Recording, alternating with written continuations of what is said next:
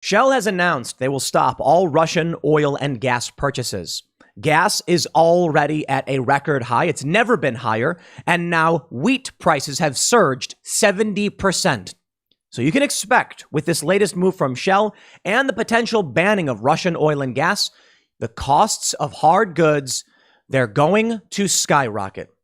I'm not going to tell you what you should do with your money because I don't know. For all we know, tomorrow Vladimir Putin comes out crying on TV and says, I was wrong to invade. My people need food. Maybe. Probably not. So I'll tell you what I'm doing. I'm buying stuff. It's kind of scary, right? Inflation's already at near record highs. Depending on which metrics you use, you could say it hasn't been this high since the 80s, or it hasn't been this high since World War II. I think the World War II metric probably makes more sense, but far be it from me to claim one is better than the other. I'm not an economist. I can certainly say, though, I bought some silver recently. I bought some Bitcoin. And we're doing this expansion here at Timcast. So I was like, just buy everything we need for our new studio, for the new space now before it's too late. And we got lucky. When we decided we were going to start building this new headquarters, our contract guy was like, let's buy everything now. And I was like, yep, because we both pay attention to the news. And we knew that lumber, steel, and all these goods are going to skyrocket. If gas goes up, everything goes up with it. I mean, for the most part.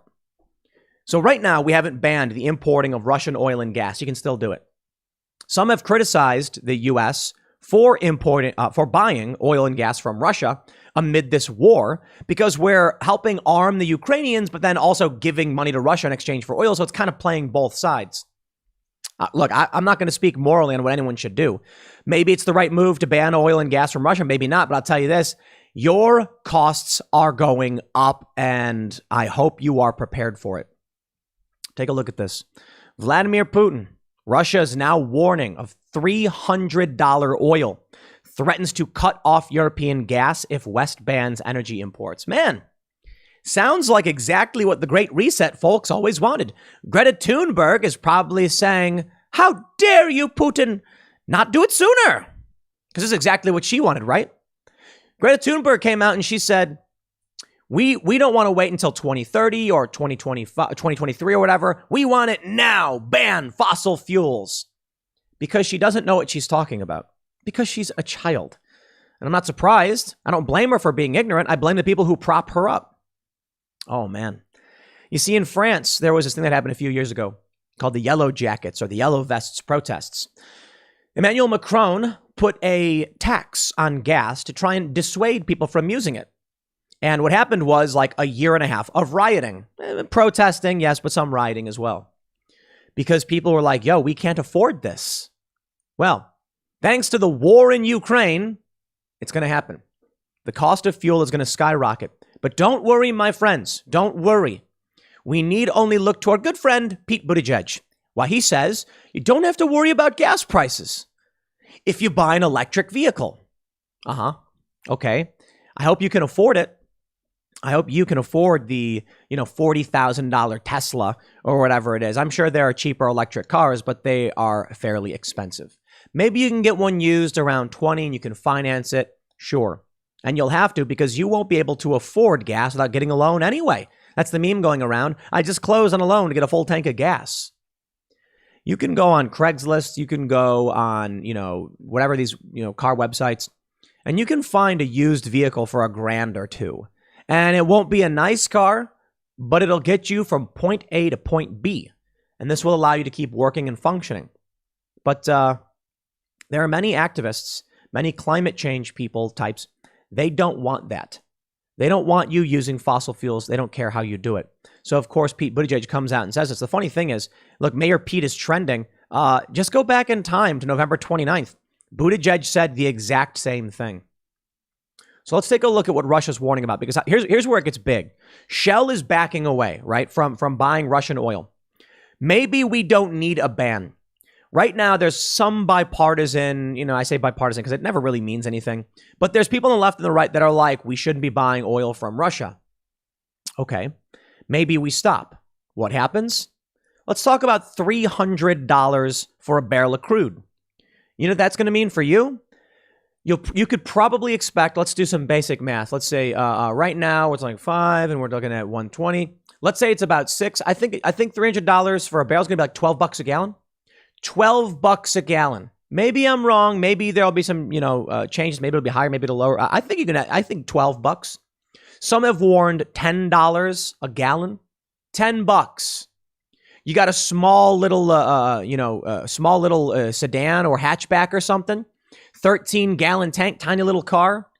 You're talking $100 to $150 to fill up the tank. What is this? Man, that's going to be brutal. Y'all are going to want to downsize. My first car was a Mazda 323 hatchback, and it got like 40 or 50 miles to the gallon, some ridiculous number. I don't know, something like that, because it was a tiny little hunk of junk.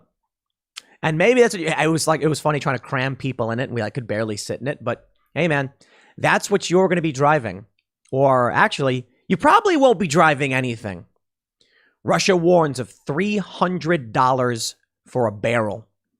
CNBC reports, quote, "It is absolutely clear that a rejection of Russian oil would lead to catastrophic consequences for the global market," Russian Deputy Prime Minister Alexander Novak said Monday in his address on state television. "The surge in prices would be unpredictable. It would be $300 per barrel, if not more." Novak also cited Germany's decision last month to halt the certification of the highly contentious Nord Stream 2 gas pipeline, saying, "We have every right to take a matching decision and impose an embargo on gas pumping through the Nord Stream 1 gas pipeline. So far, we are not taking such a decision. But European politicians, with their statements and accusations against Russia, push us towards that." Let me break it down for you. We got all these companies around the world shutting off services to Russia. Visa, MasterCard, American Express, and PayPal, all shutting off shutting off services to Russia. Russia can simply say, okay, how about if we're already having our economy crippled, we cripple yours back, and we shut off our gas into Germany, Nord Stream 1. We shut off our natural gas through Ukraine with Gazprom.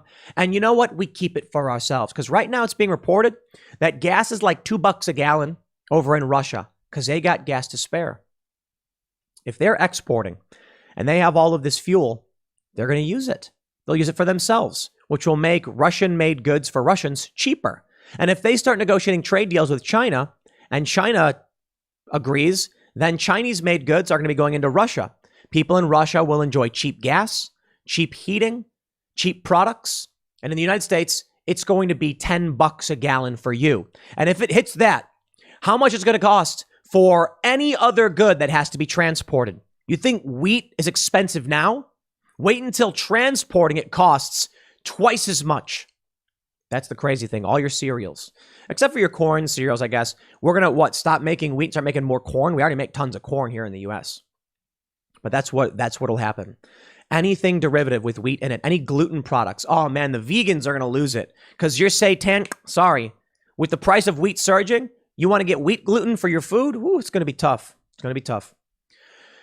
His comments come with Russia's onslaught of Ukraine. This we understand into its second week. The UN has said 1.7 million refugees have left Ukraine since Russia's invasion. Now, I'm not here in any way to defend what Russia is doing. Not a fan.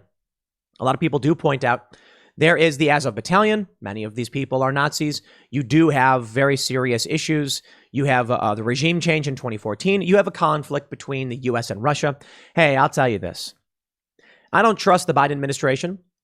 Under Donald Trump, we weren't having these problems. So I can tell you it's not a problem of the United States. No, the United States is actually pretty awesome. The problem is the corrupt regime. I like how people call it the Biden regime because they called it the Trump regime. It's just like, sure, whatever. Joe Biden's the problem. The Democratic establishment, the neo-libs and the neocons are the problem. They want war, they want conquest, they want this fight, and it makes everyone suffer. The World Economic Forum Davos group types, the people who want the Great Reset, these elites who think they know better for you are the problem. Because I assure you, I have heard the arguments of decentralization versus centralization.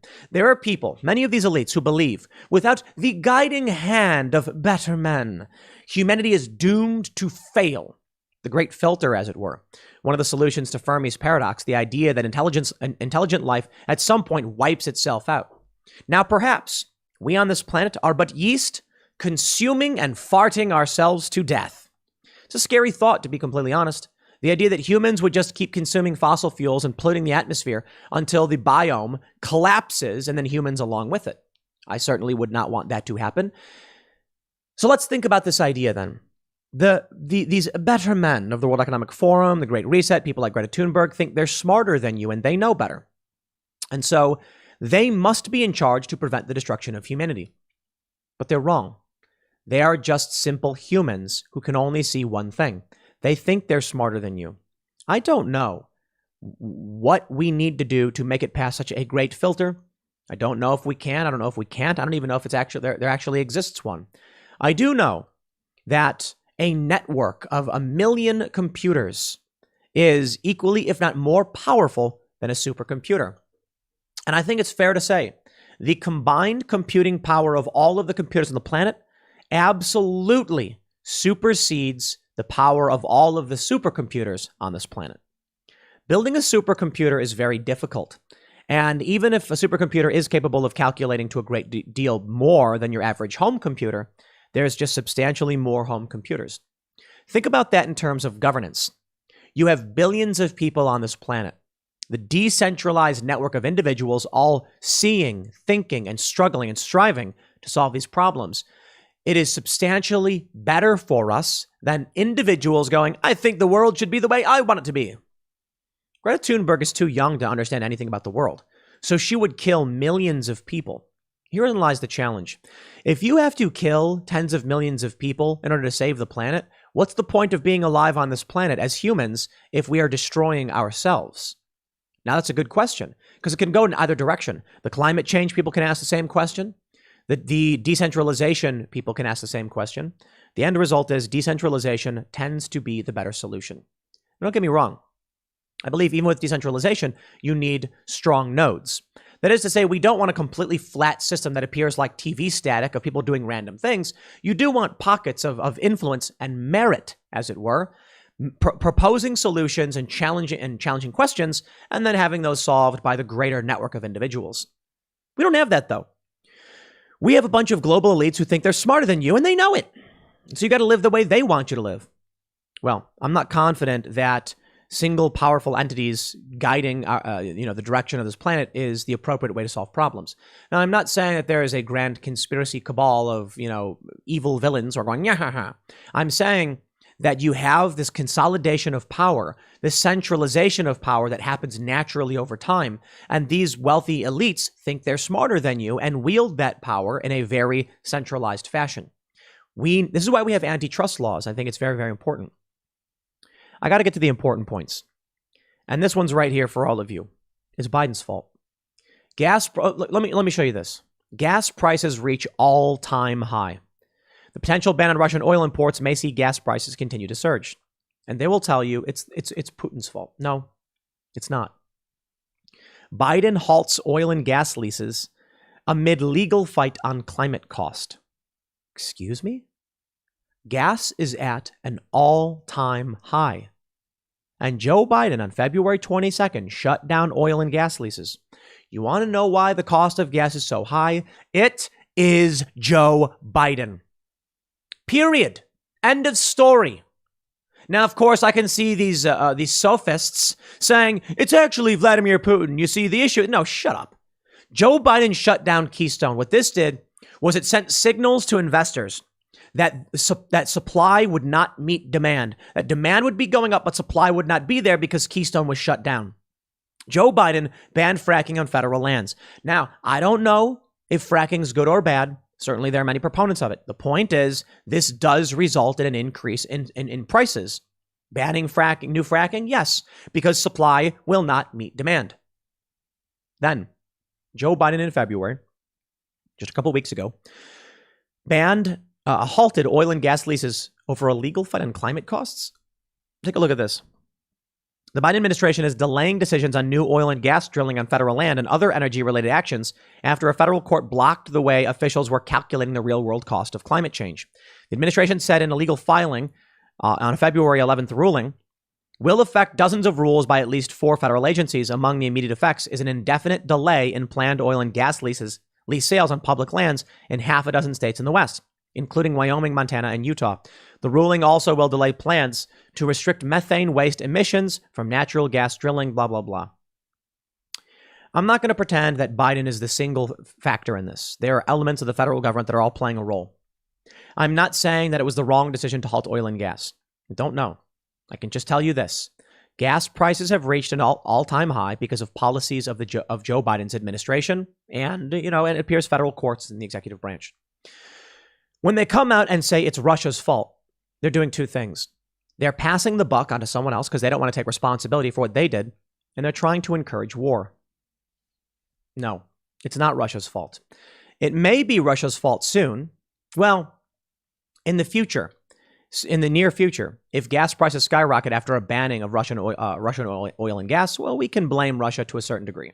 Russia wanted to invade Ukraine, kicking off this major conflict, and now Shell is saying they're backing away from Russia, not going to be buying oil and gas. The prices aren't going to stop here, my friends. The price of gas is going to be higher than you've ever seen. Well, gas right now is higher than you've ever seen. That's true. Gas will get higher than you could possibly imagine. I recently I purchased we've bought like copper wire. We do look. I don't want to. You got to understand this about prepping and preparation and things like that. We're a business here. We build stuff. We have components. We need replacement parts. We've got 3D printers. We do a lot of tinkering and experimentation, and that means we need components more than the average person. So we've bought like copper wire. We bought screws and bolts and things like that. Just general basic building materials and things. And emergency food. We have a lot of emergency food. We have a bunch of these 30-day emergency food buckets. And when people come out, I show them like, here's some of our emergency food. And people are like, wow, look how much you have. And I'm like, we have 30 employees.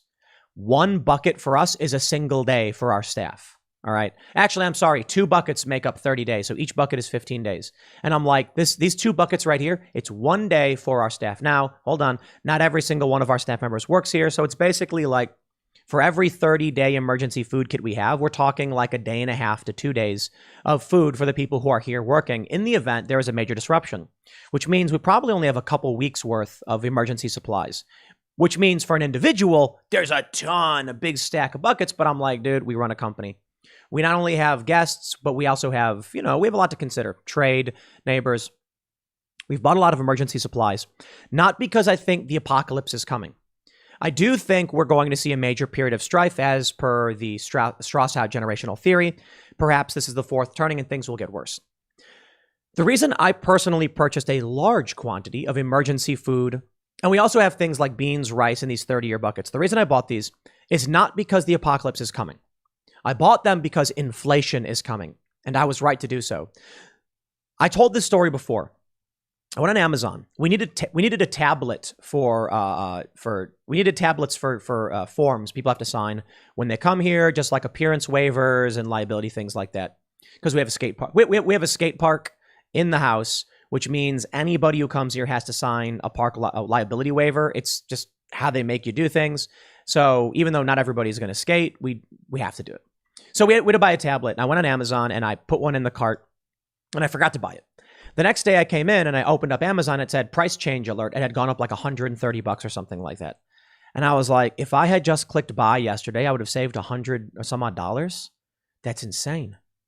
So a while back when we saw the food shortages under COVID, I was like, inflation is coming. We knew that they were printing money like crazy and pumping money like crazy into the system. So I said, okay, I'm going to buy a bunch of these food buckets, not because I think I'm going to be huddled in the backyard and with blankets on and a warm fire as we're trying to boil water from the river.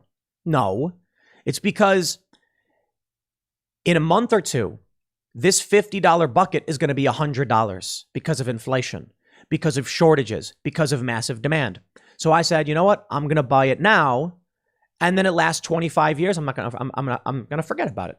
We got a bunch of these bean buckets, 30 years. They last 30 years. So I was like, okay, well, I'd rather not be sitting on US dollars. I'm not telling you what to do. This is my personal opinion. I would rather not have US dollars. I want to make sure we can spend it. Considering the inflation, People have been saying just buy what you can as fast as you can and don't sit on the money. And the scary thing is that makes inflation worse. Just buying things because you want to get them faster. And that makes inflation worse, and that's scary. But who wants to be the one holding the hot potato? So I figured if there is the prospect of major shortages, we can use food. It's not just speculation of inflation or anything like that. It's like we wanted it, better to buy it now.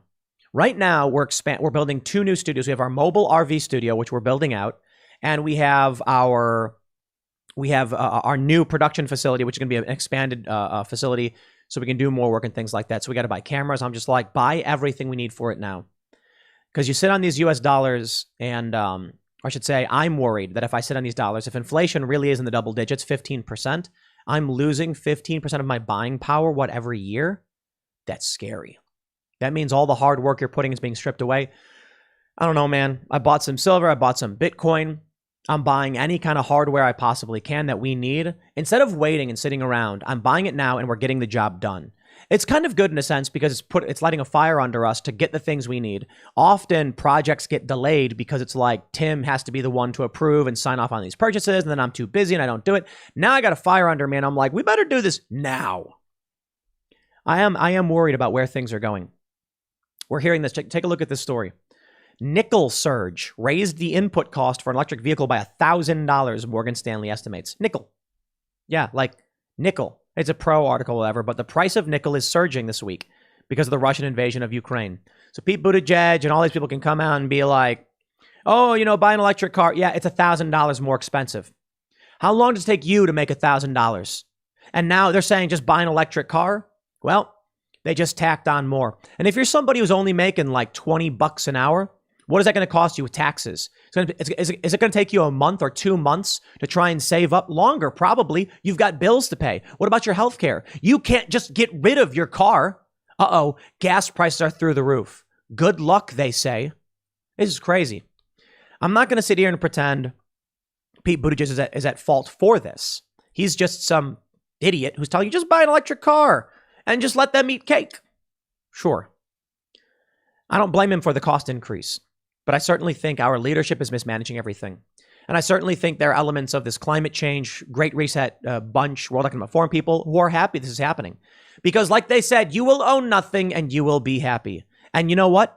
Food is included in that owning nothing. Surge in wheat prices expected to seed more suffering. Take a look at this. We are looking at 2008 Great Recession crash levels. If you were old enough to remember what that was like, tell the younger folks. I remember when the 2008 crash happened, and that would have put me in like my early 20s. I went to go apply for a job as a dishwasher, and there was a guy wearing a suit with a briefcase handing in his resume, and it was like a $7 or $8 an hour job or something. Maybe it was like $9. I can't remember what the minimum wage was. And I was like, okay, truth be told, I probably would have gotten the job over that 30-something-year-old dude in a suit, because the diner is going to be like, if we hire this 30-year-old dude in a suit, he's going to take another job the moment one opens up. This younger guy who just wants to wash dishes will probably just take it and work here for a while. Ultimately, I didn't take it, though. I just walked away. I was like, I don't want to play this game. Whatever, man. I played guitar in the subway, and I actually made like $30 an hour on average. When I would play guitar outside of Wrigley Field, it was like $100 to $200 an hour. No joke.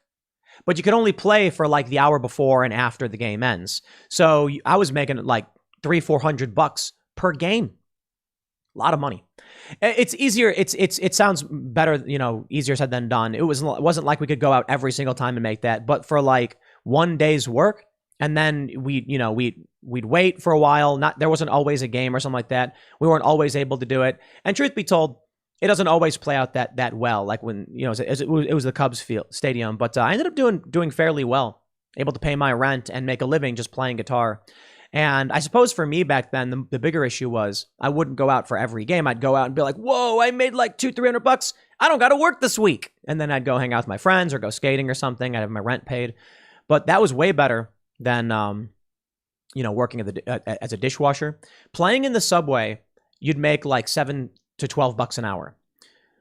Playing top 40s, like CCR and stuff, I would make like $15 to $20 an hour. So you could only really play for like 2 or 3 hours because you can't just sing and play nonstop all day, every day. So it was just worked out for me. Is that where we're going to go, though? The direction we're going to be in, when the price of wheat skyrockets, here's the bigger issue. You're going to have people unable to, I'll tell you this. We already get messages from people saying falling on hard times, can't afford to be members at timcast.com. Like, we get it, man. Do your thing. I know that our company is doing well, but in the event that all of this keeps getting worse, what's going to happen is people stop buying ads, our revenue goes down. People can't afford to be members, our revenue goes down. So I think we were hit really, really hard when the pandemic started. Our revenue was slashed by like 70% or something like that. I think it's been a long time. And I was like, okay, like this month is going to get rough for us, but we didn't have that many employees. If the same thing happened today, we would be dipping into our coffers to make sure we can keep everyone employed and hope that we can weather the storm. I hope that doesn't happen, but I certainly understand. You guys got to take care of yourselves first and foremost.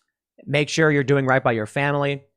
Take care of your friends and family first before you worry about other things, because survival for you is important. But I will say to everybody who is able to and has maintained their memberships at Timcast, allowing us to do this, run this business, you're appreciated more than you know. I think that when it hits the fan, you must prioritize your food over podcasts and media content. I understand a lot of people say to me, truth telling and media and breaking through this, like explaining these things is very, very important to make sure people can have an opportunity to stand up and fight back and understand what the world is going through. I agree. Media, journalism, reporting. When you're a member at timcast.com, you're funding our journalists who are reporting the news. It's not just about the work I'm doing because, I'm on YouTube, right? But timcast.com it's the money that goes there is funding these reporters, and we're working to expand every day. If you can't, take care of yourself. It's more important. But I do believe the work we do is important to make sure you understand why it's happening so you can vote properly and make sure we strive for better futures. I'll leave it there. I wish you all the best. I hope you're paying attention to this stuff. I hope you've taken care of yourselves, your friends, and your family, and you're prepared for what's to come. Next segment's coming up at 1 p.m. on this channel, and I'll see you all then.